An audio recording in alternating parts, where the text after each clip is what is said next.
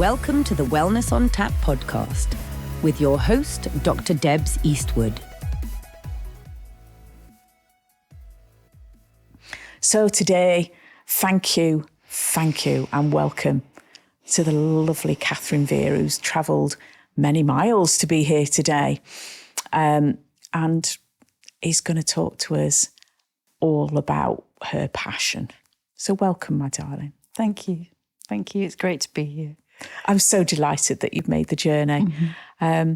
So I just want to start by asking you, if it's possible, for you to say in a nutshell initially, and we'll dissect out from there, what it is that your passion is about. Oh my goodness. My passion is about helping people to access the wisdom that is lying ready for them in their life experiences, in their bodies, in their homes, in their relationships, and in all their life experiences. And being able to help people to expand, to be able to transform, to understand how they've inherited so much, but the buck can stop here. They have got the power to shift those patterns that they've inherited and that they've consumed and been conditioned by. And once they're able to do that and do that really deep inner work, they can just come more into alignment with who they truly are. They can be in the present moment. They can respond in the present moment. They can be more alive. And they can be more open to new energies coming in, new thoughts, new feelings. And we all have this capacity to change the world, Debbie. Wonderful. Let's go in with a bang. Let's talk about world changing. I absolutely adore that. And there's so many little different areas that I'm sure are all huge in themselves that you've just mentioned there. Do you think as a society now, though, that we are more aware that we do have to do some inner work in no matter what form that might be? I think that's a very difficult question to answer, because I think you and I operate in a bit of a bubble of people that are understanding about inner work, that do understand about transformation and have that commitment to doing that inner work. So I don't know how much time I spend, outside of that, outside it. So it's very difficult for me to judge that. Yeah, I would agree. I mean, what you say is entirely accurate in that we do align more comfortably and therefore work and live within people that we are comfortable with. But with working outside, for me, in other areas, in the NHS still, there's the contrast there. Some people are clearly have no insight. I mean, I don't know them well, so I can't say exactly. But others, some people really surprise me. Mm-hmm. And, if we just everybody judges people all the time, don't we? Whether we want to or not with any harm intended. But, you might look at somebody and you might think, well, they don't appear to me to be a sort of spiritual person. And I love being wrong in those contexts. But, people are surprising me in a way that delights me. That's lovely. But I think we're all spiritual. I think we just get talked out of it. And I think we all have so many gifts. But if they're not encouraged or if they're repressed, then, that does stymie us in terms of being able to understand that. I don't know if you've ever come across a podcast called the Telepathy Tapes, but it's just absolutely mind-blowing. It's all about non-verbal autistic young people who have absolute pure telepathy on numbers, on words. If you were reading a book in a different room, they could read that book, if you're just looking at the page. Wow. And all this work is now being done, and they all link up on something called The Hill. Thousands of them all meet together, even though they're not speaking verbally. They can use letters to show you, and all the research is now coming through. And I think we all have that. I was very aware of having that. I'm not autistic or ADHD, but as a child, I'm a born empath. And so I had the capacity to read people's feelings and to hear their thoughts when I was a child, and particularly their repressed emotions. Ooh. And of course, that didn't go down very well with my family when I said, when I pointed things out, because I could see them, I could feel them in my body, I could feel other people's pain in my body, and I could also pick up where they had pain. So I could say, well, you've got pain in your shoulder or something like that. And people were so ready to say, that's not right. No, I haven't. You push back. And it was such a shame, because it really pushed me back pushed me into a place of doubt about what I was experiencing, and made me think, oh, maybe I'm wrong.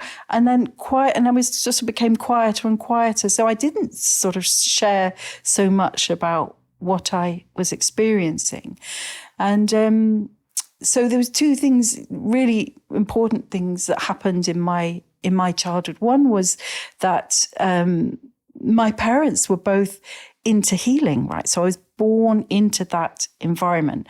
My father was able to heal people and cars. He could put his hands on cars or motorbikes, and he would just sort of because he was a vicar, he would go, oh, praise the Lord, what is wrong with this car? And he would be shown exactly what was wrong with it. Right. And I also learnt from him a very powerful shock release technique, which I have never seen anybody else use. And that is where he could put his hands down somebody's body and find out exactly where they'd had a shock or a trauma and release it. And that's something that I learned from him that I can do. I can put my hands on somebody's body and I can find the exact place, and I can say, that's where you had a car accident, when you were 16 and a half, or that's where you fell off the back of a swing, or that's a birth trauma. And I can go in and literally, I go in at the same impact that they had in the initial shock, to release that shock. And immediately the body can just open up from there. And people are just like, oh my God, my shoulder's free. Oh, that's happened. So I can just go in and pick up all those shocks and traumas actually in the body and release them like that. It's pretty powerful work. Yeah, for sure. I always say to people, I look very simply happy and pleasing and everything, but actually it's very powerful, that work. It's just like in, out, and then suddenly their body can open up again. And you can release that shock and that trauma literally at the root cause level. So I learned some very important things from my dad, but he was also very distant and emotionally unavailable. Right. And both of my parents believed that healing was for other people. Healing was not for them. So they didn't look in. They didn't look in. And so I was brought up in their shadow, their unexplored, unintegrated shadow. That's how I understand it now. I didn't understand that at the time, but that's how I understand it now. And so that was very painful. But what it did for me was, by the time I was 16, 17, 18, I was like, I need to work this out. I need to find out. This doesn't feel right. There's something really wrong here. So I started my inner journey very young, and I went to my very first workshop when I was 16. Wow, that's an early start. I got on a train, went up to London, and it was a workshop with a poet and a psychotherapist. Ooh, that's an interesting combo. Yeah, and there was me at 16, right? And having had this rather strange, traumatic early life, I was brought up in a vicarage with 24 rooms that was highly haunted, and we'll perhaps come on to that, because that's also come full cycle in terms of some of the work that I'm now doing with property trauma.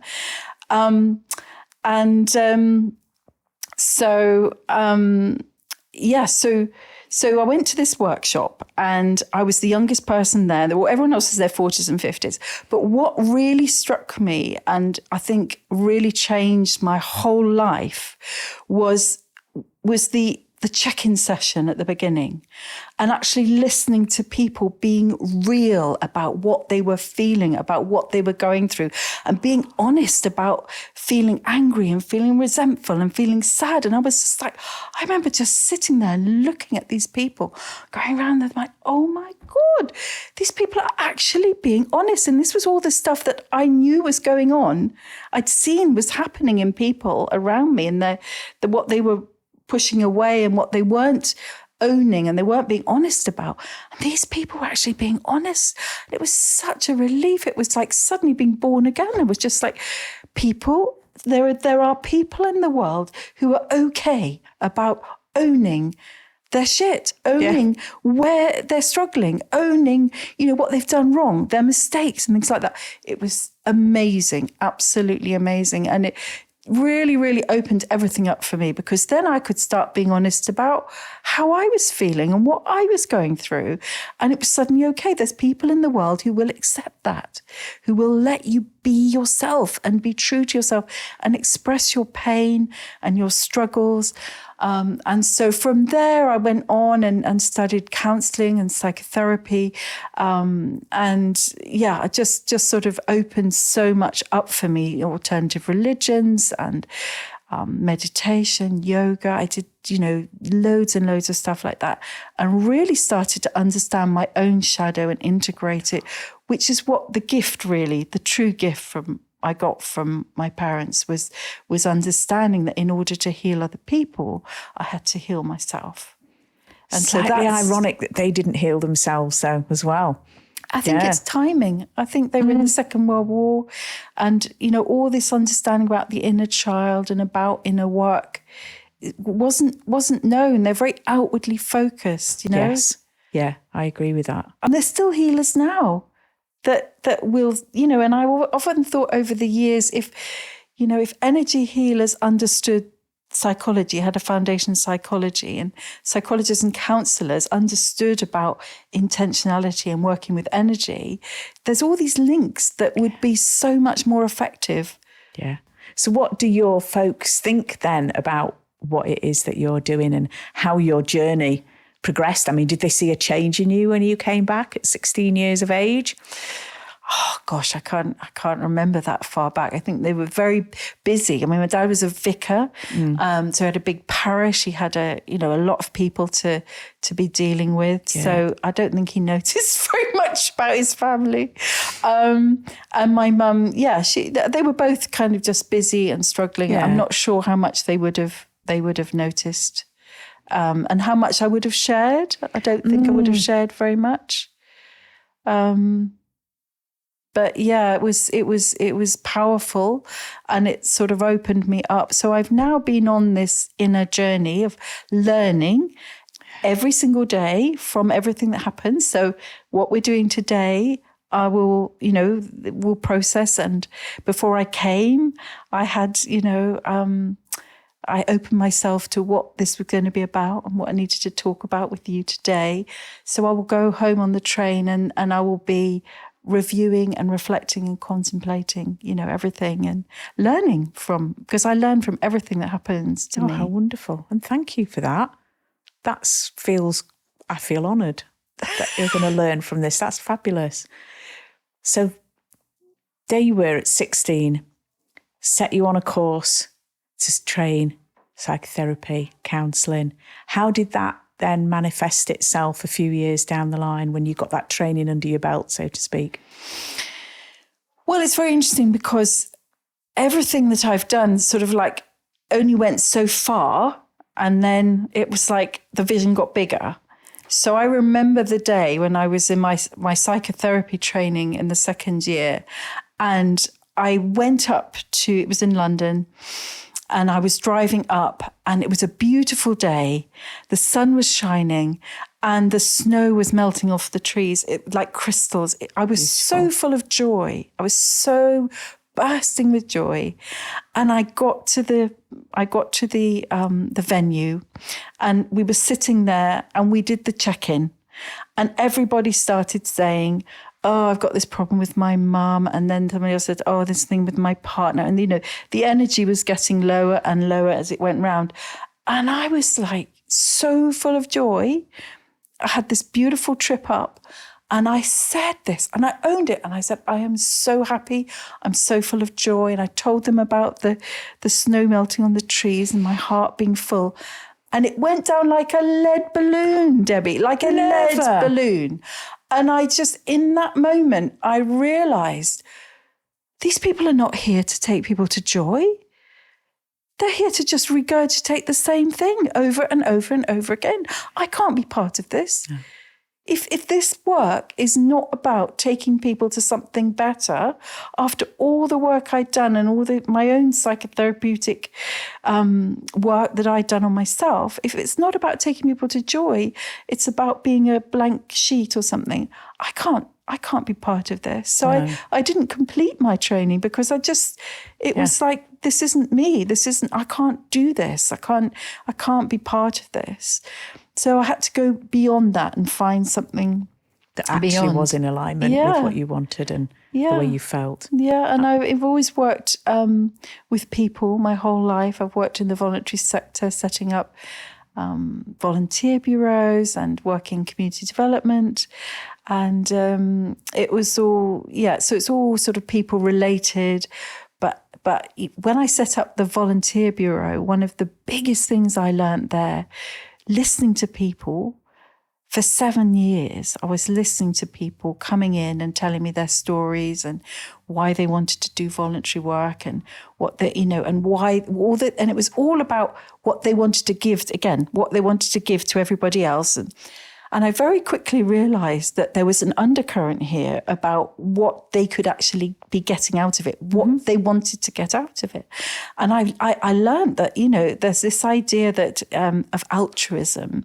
And I can tell you, I never saw pure altruism. There was always some reason, not saying it was wrong, but there was always even unconscious reason why people wanted to do voluntary work. And it could have been things like they wanted to build up their confidence, they wanted to get a new job, they wanted to do a career transition, they wanted to relationship. I've had that one as well. Wow. So it was all these things. And one of it was I never really talked to them brought that out to the surface, but I understood what they wanted to get out of it. So I knew where to send them, where they were going to get that need met, know?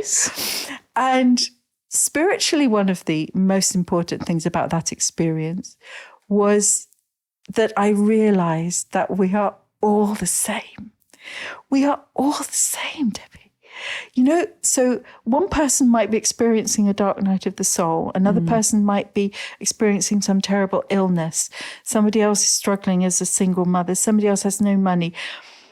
But we all have all these things happen to all of us just at a different time. Yeah. And that was one of the things that got me closest to oneness, to understanding that it's just timing. So I could sit and listen to somebody and totally understand and empathize with them, because I might not be experiencing it in that moment, but I have experienced that in another moment. That makes sense. Yeah. So after hearing all these stories, I'm really interested to find out about what was going on within you, and how that particular aspect of listening to others, realizing the oneness, helped you to move from where you were at that time point to the next level, if you like. Well, the next level was that sadly my marriage came to an end. So I suddenly was left with this choice of either, go on benefits or have to work full time, basically. And I decided I was going to get a better full-time job. So I went into community development. So that was I had to make that choice. Which was there's fine. No middle ground really, is there? No. And I thought I wanted to take responsibility for myself. I had a lot of things to sort out. So that's how I moved on from there. And then I got made redundant. I was made redundant. Oh my goodness. Twice, which was so painful, particularly being somebody that feels everything. It took me a long time to work through both of those things. And then I had a car accident, and it was a very, it was very interesting how this car accident, because I was driving up to London again. It's funny because that's where I had the day, but then I had my breakthrough about the psychotherapy training, many, many years before. I was driving the same road when I had this car accident, and all the cars were slowing down. The car behind me didn't notice that everyone was slowing down. Dear, yeah. Hit me on the edge. And there was just a space because he moved across. There was a little space, and my car just went out of control and went down to the third lane, started to go through the barrier. How scary. And I saw 3 lanes of traffic coming the other way. And I had 3 thoughts. I thought to myself, I'm going to die because the car's going through the thing into the traffic. There's nothing I can do about it. And then I literally dropped into this sense of peace. And it's a sense of peace that has literally never left me since. And it's made me completely fearless of death, completely trusting of life. And it's a peace that is not touchable by anything, even though I have feelings and things go on and everything. That deep part of me is so connected now to peace. And the next second, I found myself standing outside the car with glue on my feet. Must have been from the brakes or something like that. And it was like a film, and people were running towards the car. And this woman, look at this woman, and she just stopped and looked at me. And she said, and we stared at each other for a little while. I don't know what was going on, but there was one of those moments, And I'm standing there with this glue on my feet. And she could only say one thing. She said, I thought you were dead. And it was like I'd surprised her by being alive. And it was only later when I saw that the car had been smashed in at the back, the side and the front. The only bit that wasn't smashed in was where I was actually sitting. Oh my goodness. And the car had actually, literally stopped. But if the car behind me had gone straight in, I would have died. But because it was hit me on the side, I went into the third lane, and I was able to have that little bit of space for the energy of the car to. But it was very interesting because I was going up to London to do a little side thing with candles, and because I'm very obedient to the instructions I sort of get from the universe, I normally put the candles in the back. I just put the back seat down and put the candles in big boxes in the back of the car. But on that particular day, and it was a lovely sunny day in July, the instruction came, put the back seat up and put the candles behind the back seat. Now, because I'm so tuned in and obedient, as I said to you, that's what I did. I put the candles in the back and put the back seat up, and that's what saved my life, because the back seat was so hard that it came against the back of my seat, but protected me.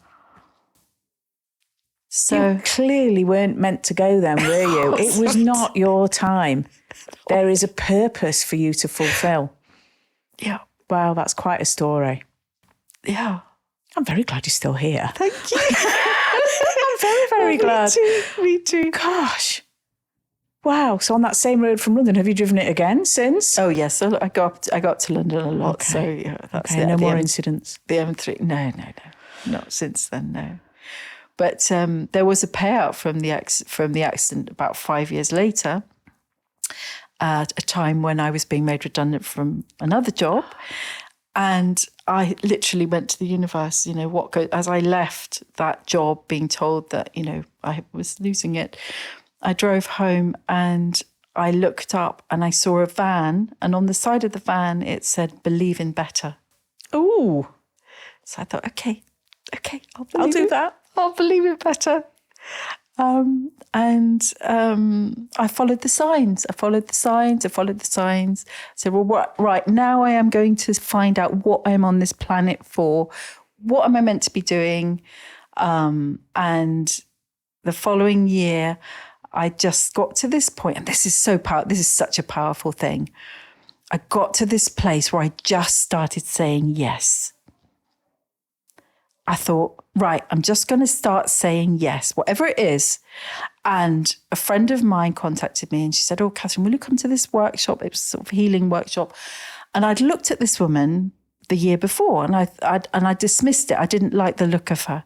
But because I had decided to say yes, I'm like, yes, I'm coming, right? So the night before, I had this incredible dream about the sun going through the sky and the moon and all of this. But it was really about the sun. And I went to this workshop and the woman who was running it greeted me like a long lost friend. And I sat there and everybody went around the room and said how this woman had changed their life. And I was just like, I was so, and then she said this workshop, it wasn't about healing, it's all about the sun and the solar logos of the sun. And I'm like, okay, so this is why I had to be here. And then at the end, she said, well, we're running a retreat where we're going to teach you about healing down in Devon on September, So I just signed up there and then, and off I went. And my first evening I was there and we had to do a little healing of each other, we were just like that, the first night. And this woman looked at me and said, oh, how long have you been doing healing work then? And I looked at her and I said, well, I haven't. She said, well, you should be. Like, okay. And by the end of the week, the woman who was running it was sitting at the head of the table and she said, Kathryn, I want you on my website. And I thought, what? And I looked at the other people around me and said, what do you mean put you on your website? And she went, and they were all going, yes, absolutely. And I was like, okay, there's something here that I need to pay attention to. So that's really was the start of me doing healing work. And I went on to train, I become a practitioner and a trainer in an energy healing modality called quantum touch. And I worked with that. I taught loads of people with that. And then I set up my own signature workshops on helping people to find their purpose and self-love, and everything's sort of evolved out of everything else. And whenever I've just said to the universe, right, why is things drying up? Why are they not happening? I've always had the message, your vision isn't big enough. Ooh, hence wanting to take over the world. so like, okay, vision isn't big enough. So what do you want me to do now? And in recent, in the last year, that's gone pretty stratospheric, which is because I've been working on people's bodies. I've been working on their emotional health. And I think that's another very important distinction that is really important to state, which is people talk a lot about mental health, but they don't talk about emotional health. And I do feel quite passionate about the difference between the two. Explain what that difference is to you then. So emotional health is part of mental health, but it's one part of mental health. And often when people say they've got a mental health problem, the problem is their emotions, not the mental health. It's obviously a big spectrum, mental health. Of course. Massive spectrum, from people who have mild things to people who are quite psychotic and need medication and need psychotherapeutic help. And but a lot of work. When I see people write, oh, I've got a mental health problem, I often think to myself, do you really know that? Is it emotional? Because I think a lot of the time, and you see this with particularly young men, again, I feel so passionate about this, committing suicide, is because their emotions are overwhelming. They don't know how to handle their emotions. It's not a mental health problem, it's an emotional health. No one has taught them how to process their emotions, how to identify them, how to feel okay with their emotions, how to really know that the emotions are temporary, that they're just going to move through.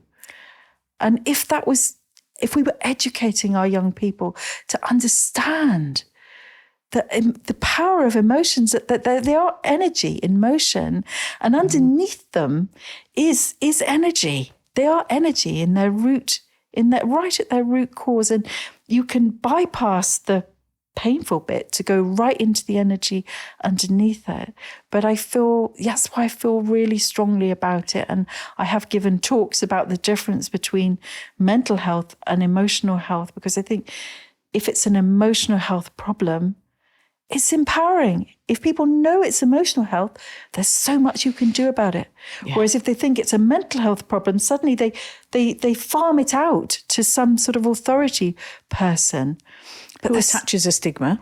Yeah, but there's so many therapies and modalities that help people to deal with emotional health.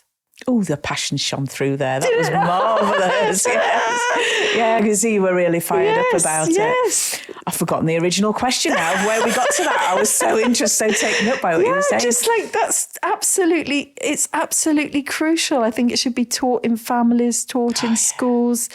And, I just want to sort of say that to people. Is this really a mental health problem? Is it an emotional health problem? Yeah. Because if you can see it as an emotional health problem, you're overwhelmed with this feeling, you don't want to do this feeling, and you're up in your head trying to work it out. You can't work out feelings in your head. They're in your body. Yeah. They're about getting you back into your body and feeling them. And, it's so important to me. And I've always been very, very aware of my emotions and very willing to feel them, and I've had people who work with people who have never allowed themselves to feel their feelings. They think I think I feel this and I know that and everything else. But actually, when you say, well, where are you feeling that in your body? That's like completely new to them. I'm saying, feelings come out of your body. So let's get in there and let you feel it. What if for 1 second you could feel this feeling 100%? Just for 1 second. That in itself is amazing when someone does that. And it's like, if you create a safe enough environment for that person to be able to feel a feeling that they have never felt before, and they can just allow it and realize it can expand into it. And they're like, that's okay. I can do that 1 breath, 1 second, and that emotion can just expand through them. And it's suddenly not scary anymore. And, I've been so honored to witness people who have felt love in their body for the very first time. And that is just... That's an honour. Such an honour. I've had people who sat there and they go, what is this warm feeling? I'm feeling this warm thing. It's coming up through my legs. It's coming up through my body. What is it? It's like, that's love. That is, and they're just like, what? I didn't know it was actually, people think, oh, I love you. They say all these words, but they're not necessarily feeling it in their bodies as a felt, lived thing. It's like, oh, I didn't realize that.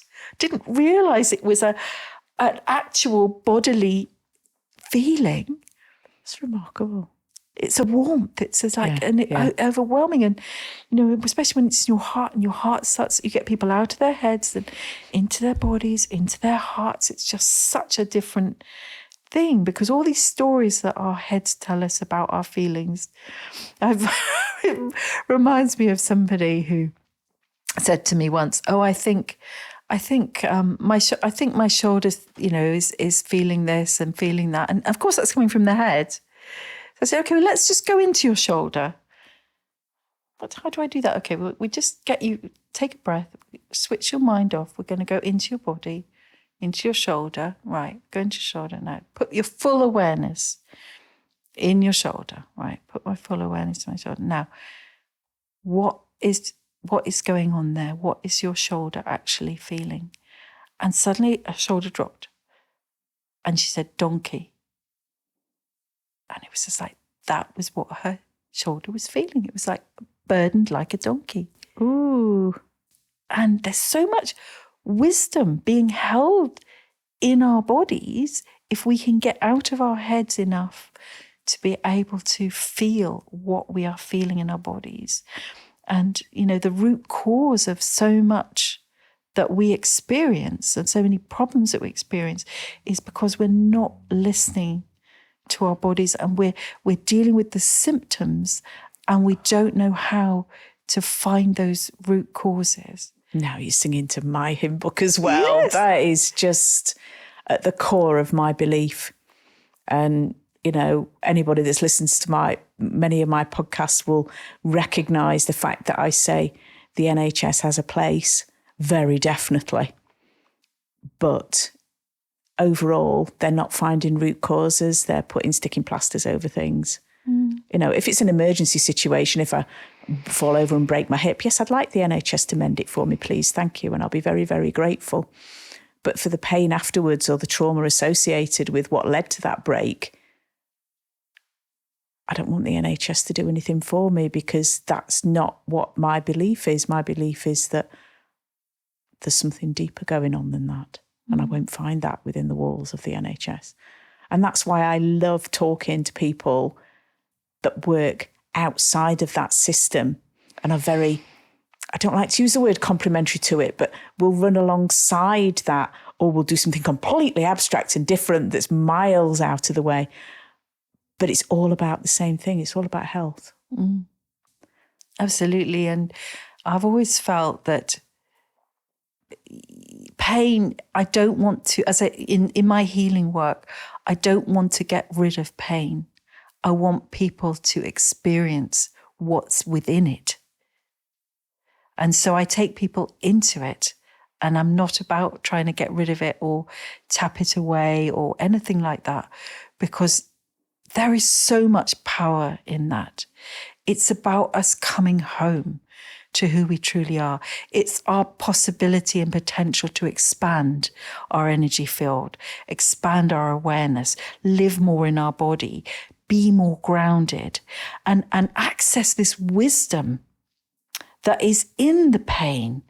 The gold is in there. There is gold in our pain and our suffering. And it takes us into the present and into the present moment. And it's energy and it's information. Why would we want to bypass that? Yeah. There's so much bypassing goes on. I once thought I could write a book. There's spiritual bypassing, physical bypassing, emotional bypassing, relationship bypassing. You name it, everybody has got a bypass for something. And actually, what if we stop bypassing and we say, right, I've got this problem, I've got this pain or whatever. What if I go into it and I feel it? And you can do that with anything. I remember once I was doing a workshop, and this woman said, oh, my feet are so cold. I've got these cold feet. And everyone rushes in and puts their hands, oh, let's warm you up. Let's put some shoes on. Let's give you a blanket and everything. And I'm just like, no. Let's not do that. Let's do something different here. And she looked at me quite quizzically. She's like, right, okay, we'll do something different here. I said, I just want you to feel the coldness of your feet. She's like, oh, okay. So just like that. And so we carried on. About 5 minutes later, I said, well, how are your feet feeling? She looked at me really surprised. She'd completely forgotten about it. So it's like whatever is here to be felt, is here to be integrated, is part of who we are. And I'm so passionate about expansion. That's another thing I'm really passionate about, Debbie. And that is when I went off to Australia 2.5 years ago on a calling, and I broke my foot. Oh dear, ouch. A couple of weeks before I was due to go, but I couldn't change the flight time. So I went over to Australia for 3 months with a broken foot. So I was this mad English woman who'd arrived with a broken foot. And I had some amazing adventures when I was over there. I met loads of soul family, and it was so clear why I had to go. And when the challenges got really overwhelming, I got to a point where I was like, I don't know what to do here. I can't cope anymore. I had a friend who had fallen down some stairs the night and broken 7 bones. And we were down in Melbourne, and she was from the Central Coast. And so, and it was just me trying to deal with this situation. And I'm from here, right? I didn't have any contacts in Melbourne.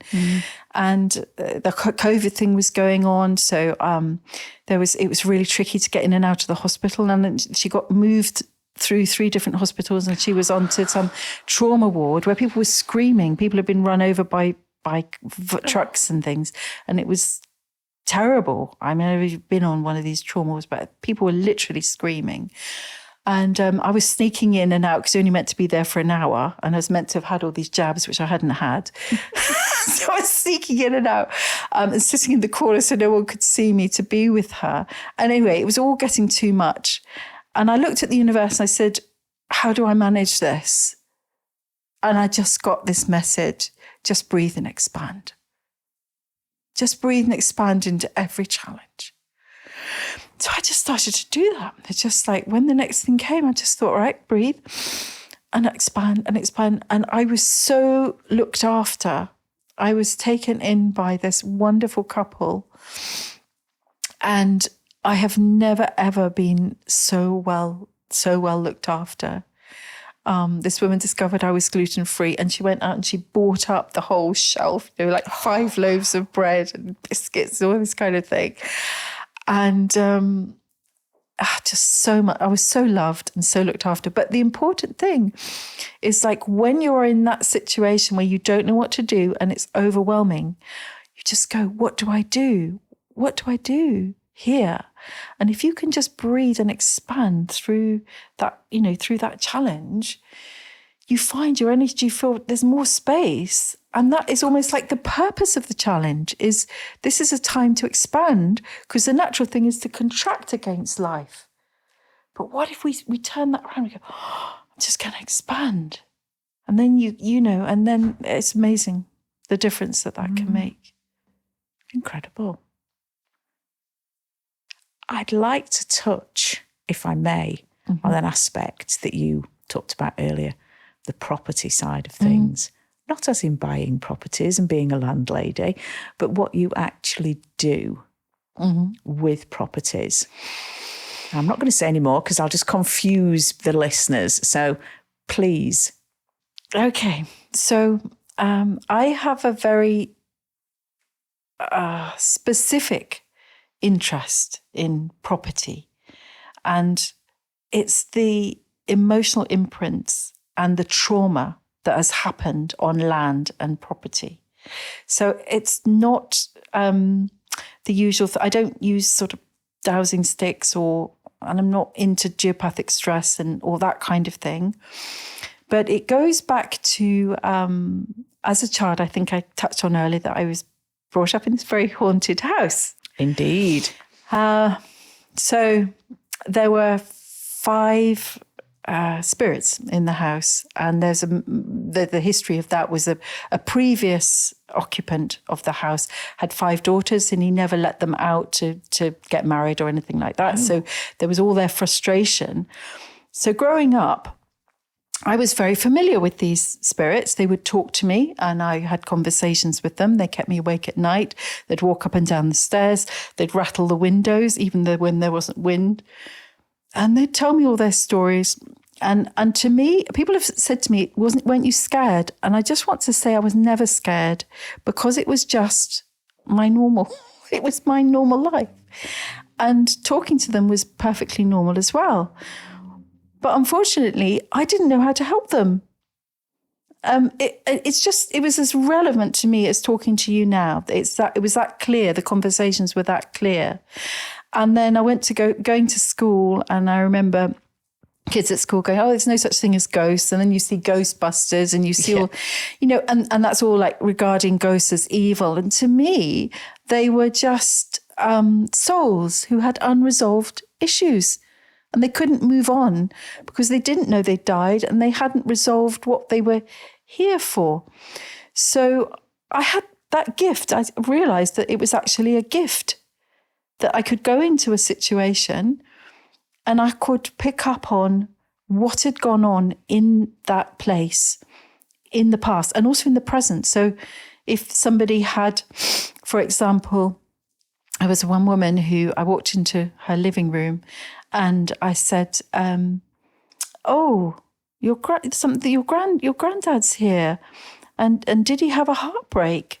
And she said, and she just burst into tears and she said, "No, it's my heartbreak because he died last year and I'm so heartbroken." So it's sometimes the person themselves. It's a living thing. It's not just past things.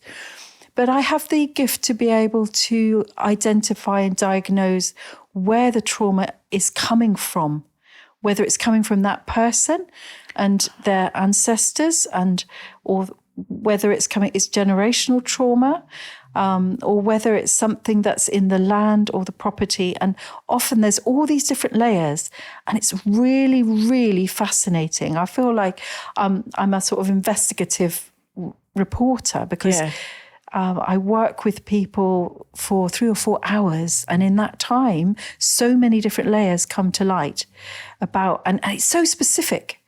And that's very interesting as well, because when you are that specific, people can check it out and say, "Wow, that did happen," and then you clear it. So not only diagnosing all the different layers, where you can say to somebody, so that means that's not you. You're just picking up on that. So, for example, it could be a pattern where you're living in a house. Everyone in that house the couples have always separated. And then you separate. And you say, well, yeah, but that's the pattern. So are we living our own life, or are we living the life of the people who lived in the place that we're living in before us? Ooh, that's an interesting take. Yeah. And are we feeling depressed because there was somebody who was depressed? Or it could even be, I had a situation with, I work remotely around the world. This works anywhere in the world. I was working with somebody in Australia, went into her bedroom with her phone. So she has her phone, she showed me her bedroom. And I picked up on something on her bed. I said, what tell me about this bed. She was like, because I like to work collaboratively with people. So I'm just as interested in their experience, because connecting to them, I'm connecting to the property, I'm connecting to their energy field, what they're aware of. So I'm always saying, what are you aware of? What are you feeling? What are you sensing? So people are completely involved, the whole experience, and it's unraveling and unfolding. So I said, what about this bed? Tell me about this bed. And she said, oh, it was here when I moved in. And I said, well, tell me a bit more about this bed. And she said, yeah, there was this young woman here who was really, really ill and depressed. And I said, well, that's still in the bed frame. We need to clear that, because that's why you're not sleeping. And so there's always a reason behind it. But it's absolutely fascinating. It can be the neighbours. It can be the land. It can be so many things. It can be contaminated. And it can be really, really practical. So I was working on a large house in Ireland, and they'd had a problem with flies. And this guy had every day, he said, I go down to the conservatory, there's always 50 flies, I have to kill them, get rid of them, whatever. We cleared the property, and after a few days, there's no more flies. Remarkable. So it works practically on things like floods, and it can be things across the road. I was just thinking of one where there was a problem. Somebody had this problem, and I picked up on it and I said, right, there's 2 houses across the road from where you are.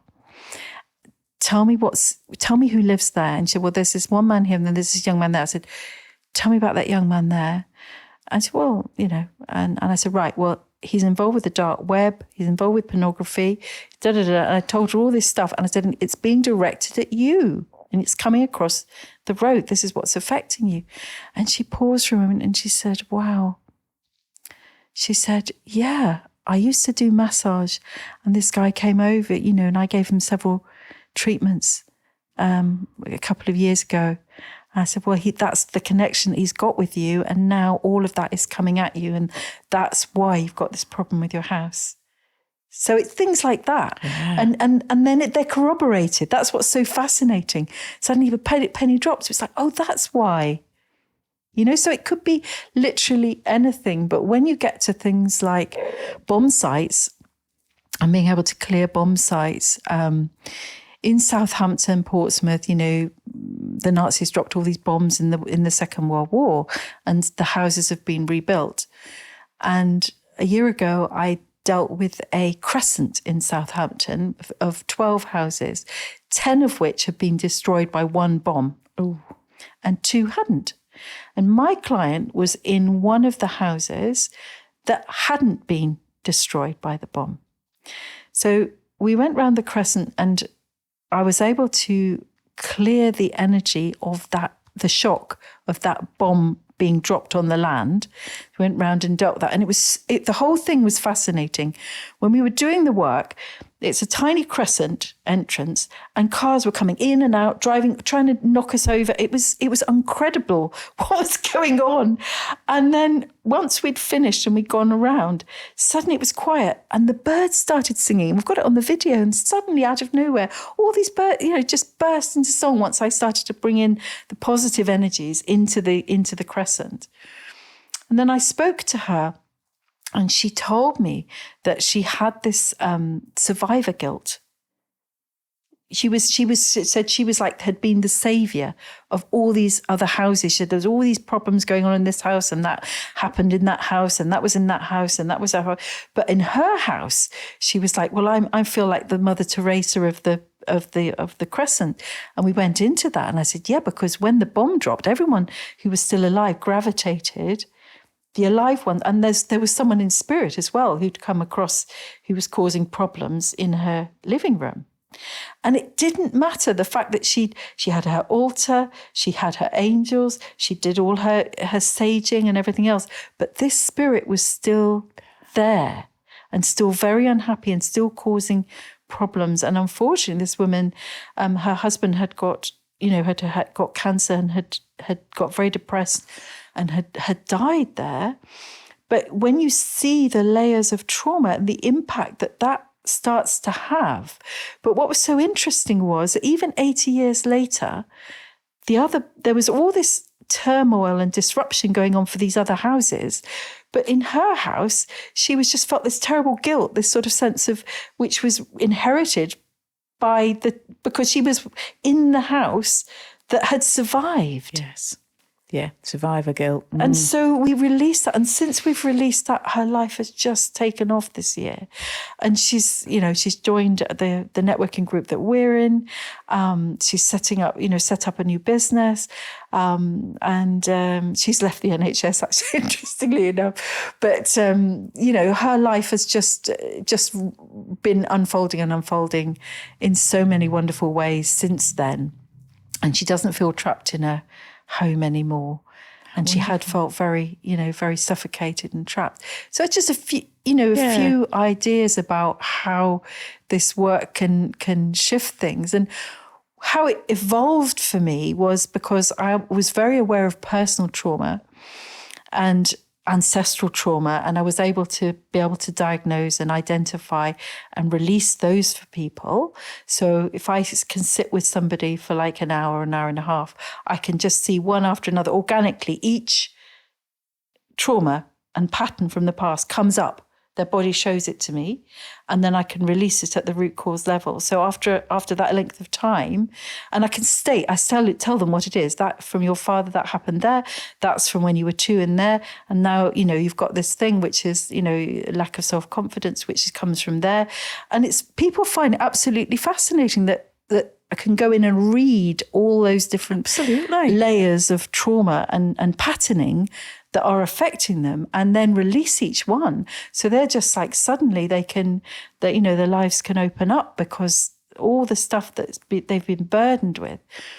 But it was one of those where the universe went, that's right, your vision isn't big enough. We need you now to do the property trauma as well. And I looked up the hashtag property trauma. It didn't even exist. How interesting. You know, Yeah. it was just like it was a new thing. And I thought, oh, right. So obviously I'm now pioneering this property trauma thing and it went back to the fact that I did learn when I was younger and I was suffering with these souls. I thought, I'm going to make it my business to work out how I can help these souls who are suffering in this sort of interim space and need to be resolved. If I can listen to their stories and help them resolve themselves, then they can move on to the light. And it's so different to just wafting sage around or saying a prayer, because I actually hear the story and I talk to these souls.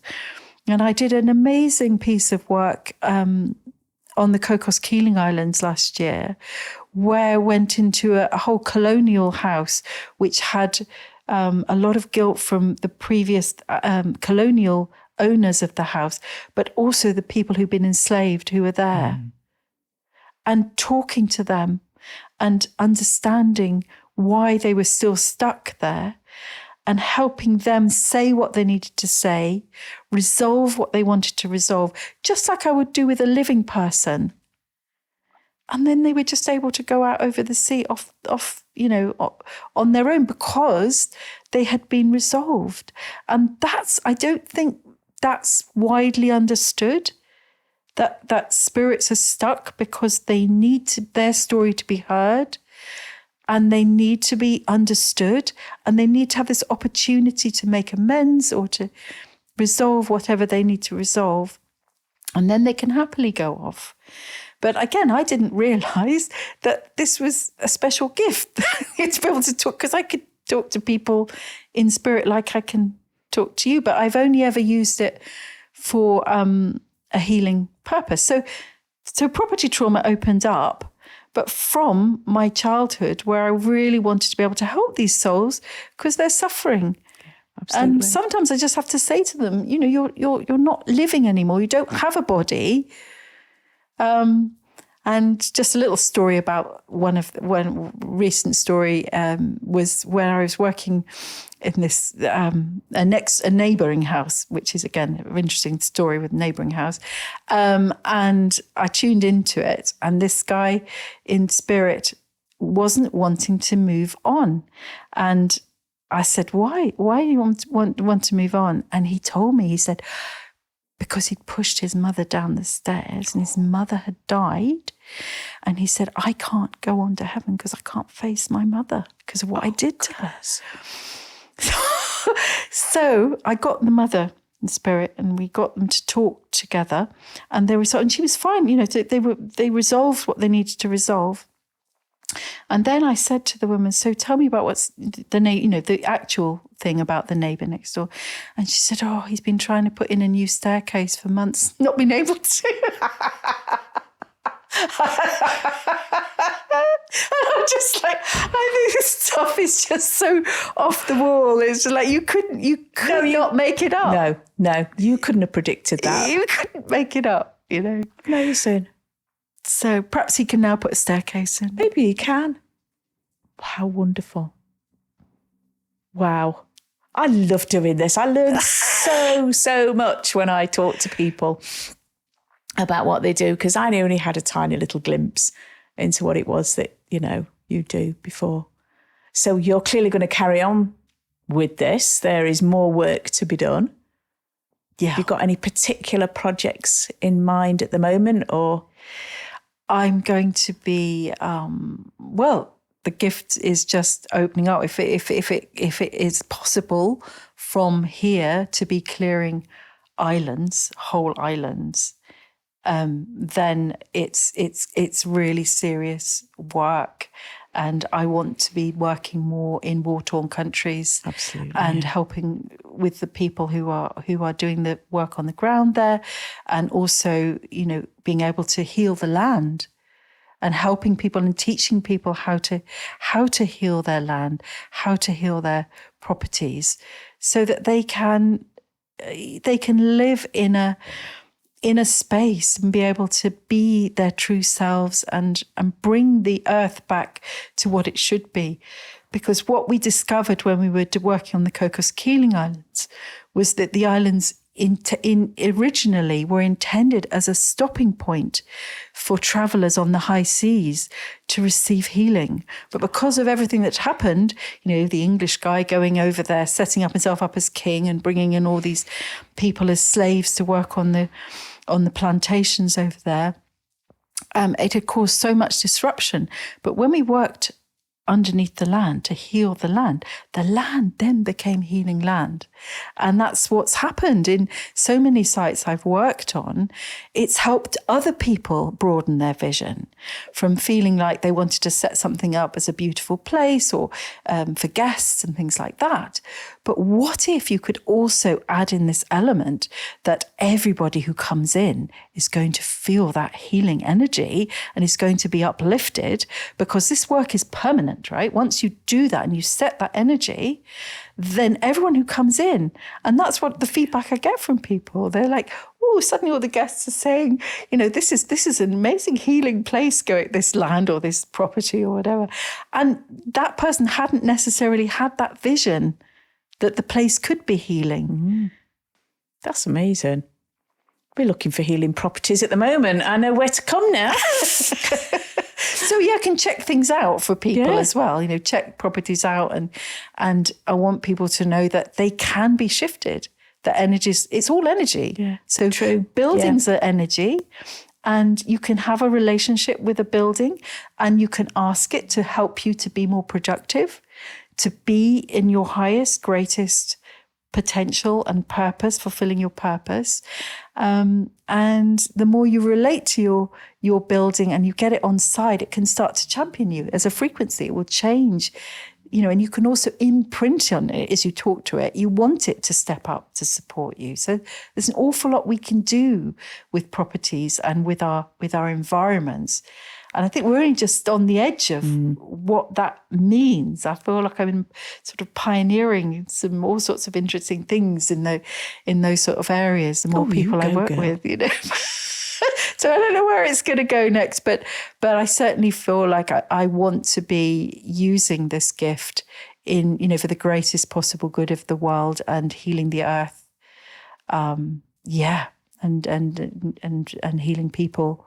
So I've got some big projects coming up, and very excited about getting involved. Oh, I look forward to hearing the rest of this story further down the line. Thank you so much for coming in today. It's just fascinating. Mind slightly blown for sure, but in a very positive way. The expansion is occurring. So thank you so much, Kathryn. I really appreciate you opening up and telling us more of your journey. Thank you so much for inviting me, Debbie. It's been really wonderful to be sharing with you today. Bless you. Thank you, my darling.